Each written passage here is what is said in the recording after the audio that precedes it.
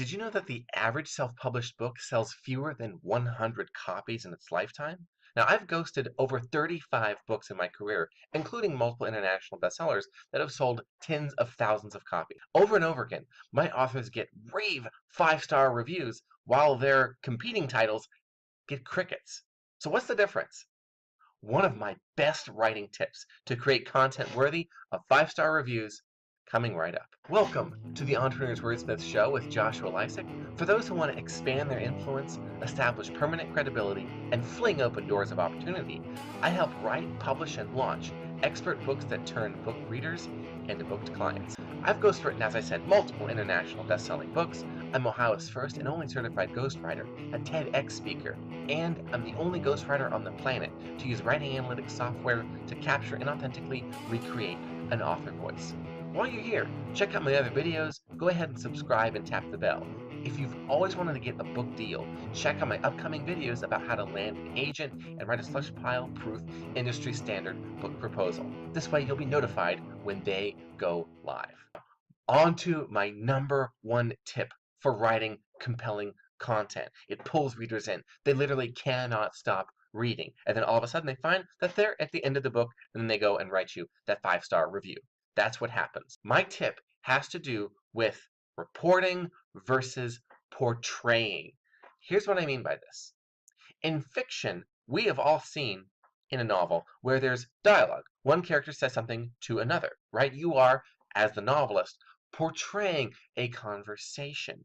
This is the same thing that you want to do in nonfiction, whether you're writing a blog article or you're writing a 500-page tome for your industry to demonstrate your expertise for all time. Whenever you are recalling a conversation that you had with a client, a colleague, a friend, a family member, don't report what happened. I said this. He said this. That's reporting. It's not really a compelling read. It creates distance between the story you're telling and the reader. Instead of that, portray what happened. So you use the best practices of dialogue in fiction. So what you do is, instead of, this person said this to me, you have them, blankety blankety blank, this person said. It's very simple, but just this one thing will give your story so much more power. You'll allow the reader to feel like they're right there with you, experiencing that. Reporting versus portraying is not just for dialogue and when you're recalling conversations. It's also when you're bringing up supporting facts in your article, your blog, even, of course, your nonfiction book. A lot of times I will see when people want to demonstrate their credibility, they'll pull in some third-party research, some sources to cite, and then, like they're writing a book report, they'll summarize all of those facts, that research, copy, paste, right there it goes into the book.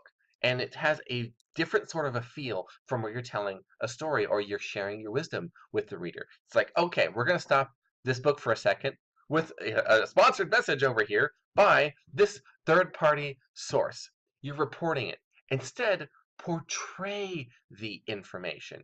Right in the midst of you telling your story, you can say something like, I later found out that, and then there's your statistic right there. We're talking about the research. You talk about when you first found out what that research was that supports your point. Talk about how it makes you feel even.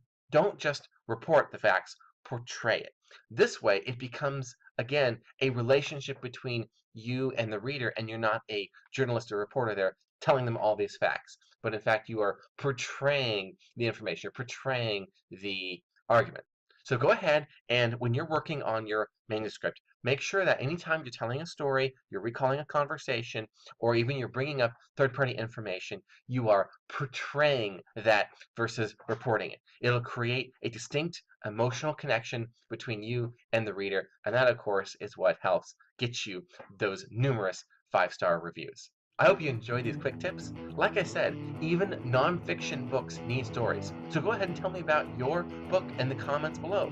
You never know. People come along, they see the comments, they check them out, they say, oh, this looks like an interesting book. They'll wander back to the channel, and boom, you've got yourself a new reader. And if you're thinking about writing a book, I've got a great tool for you to make sure that it's actually going to be a wise investment for you. Head over to entrepreneurswordsmith.com and use the book revenue calculator. This will help you estimate the return on investment you can expect to get from writing and publishing your book. I'll see you over there.